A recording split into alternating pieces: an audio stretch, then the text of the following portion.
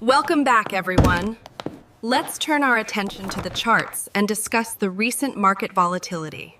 RoundHill 0DTEs are the first to utilize 0 days to expiration options on the S&Ps and Qs, while providing overnight exposure, and they seek to generate income each and every morning by selling these out-of-the-money calls on the indices. XDTE is an actively managed ETF, and they seek to exploit structural market mispricings every morning. That way you can receive a weekly distribution. Yeah, when I first heard about this ETF, I was kind of surprised anybody was this bold to actually make something like this. The first to utilize these 0 DTEs. Yeah, no, it's because everybody else is not this stupid. And I think what kills me the most is the fact that they accompany it with the word invest. This is not an investment. Hey, you want to make a 0-day investment? What I'm going to be looking to do is just comparing XDTE to the SPY and then QDTE to just the Qs, and seeing if you're really getting what you're paying for with these two ETFs. So let's get into the tail of the tape, as it were. In our left corner, our blue corner, we've got SPY, and the management fees are 0.0945%. Now in our red corner, our management fees are coming out to 0.95%. So it's off to a start of a magnitude of 10 times larger already. However, what we're getting in the blue corner is it's not an actively managed fund, and that's fine, so they'll rebalance it once a quarter or so. In our red corner, however, we've got this awesome star lineup team of these awesome MVPs. And so we're going to begin with Mr. Maze. Mr. Maze... Hey, Mr. Maze. Let me do the job. Get out of here. You don't know how to read Italiano. So, Mr. Mazza joined RoundHill in 2023. He began his career as State Street Global Advisors and had various research, portfolio management, and product development responsibilities, including the strategy and research team for SPDR ETFs. He later worked in leadership roles at Oppenheimer Funds and Rafferty Asset Management. He graduated from the Sawyer Business School at Suffolk University and his Master's of Business Administration in Finance in Boston College with a degree in Political Science and Philosophy. Cazzo. Alright then, well, what about Sir Wick? You see, when I was doing my research, Sir Wick has been in companies with finance for 18 years.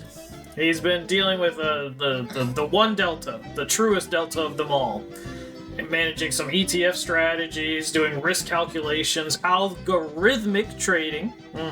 What is it? And he graduated University of Michigan. Well, Michigan. It's very Italian, isn't it? It's extremely Italian. Alright, next on our stellar team is Mr. Baloney. I mean, bologna like the sandwich? Maloney, like the wine, my bad. Oh, what a pity. You got me hungry already. Well, I don't know about hunger, but he managed $35 billion at some point in his career. Oh, so he is very intelligent, isn't he? He's an intelligent professional. Like, you're gonna actually see the strategy later on of what they do, and it is incredibly impressive. Oh, I'm gonna cry, I think. Okay, so now we're going back to the old homeland, huh?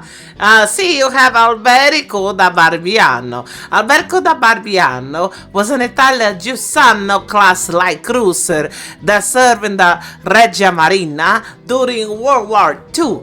She was named after Alberico da Barbiano, an Italian condottiero of the 14th century.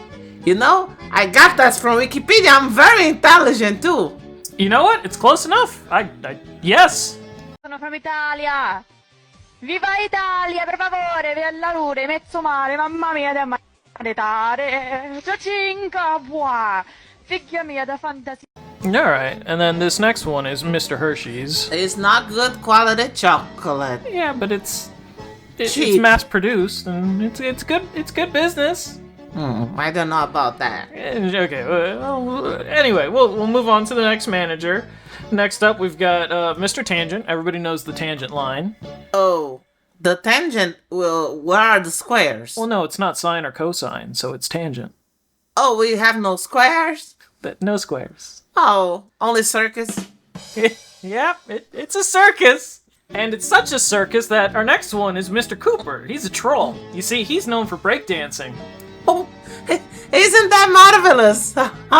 How different he is from the other ones. This one might actually have some talent. Hey, he knows what he's doing with these ETFs. Don't sleep on this troll. He's got 4 legs and he knows how to breakdance on his head. And he can manage these ETFs like a champion. Alright, so let's see what you're getting for when you're paying for this actively managed fund. And pulled up here, I've got the option chain, and just for a quick example, I'm going to show Meta. Up here at the top, you'll see this 620 number, and that just says what the current price of the stock is. So every morning before the market opens at 9:30 in the morning, these hedge fund managers, one of them or all 6 of them combined, use their powers, and they're going to come in here. And actually, I'm going to start the timer, and I'll show you what they do each and every morning. So ready, go. So first, they're going to change this to SPX. They're going to boot it up. They see this number 6940. They're going to add 10 to that and sell that contract. And done. That's it. That's all you're paying for. I took 13 seconds to execute that while I was explaining it, so if you're really good, you can probably get it down to probably 5-10 second range, and then you're just planning for lunch. So, although they may only work for about 10 seconds each day, maybe this strategy is performing significantly better. So we'll dig into the results, and to make sure we're comparing apples to apples, we'll look at the total return. And as we see, they both start off in the same spot. Then as time progresses, you'll see the red line, which is XDTE in this case, is slowly dipping below that blue line being the SPY. And then they just start separating further and further as the year progresses.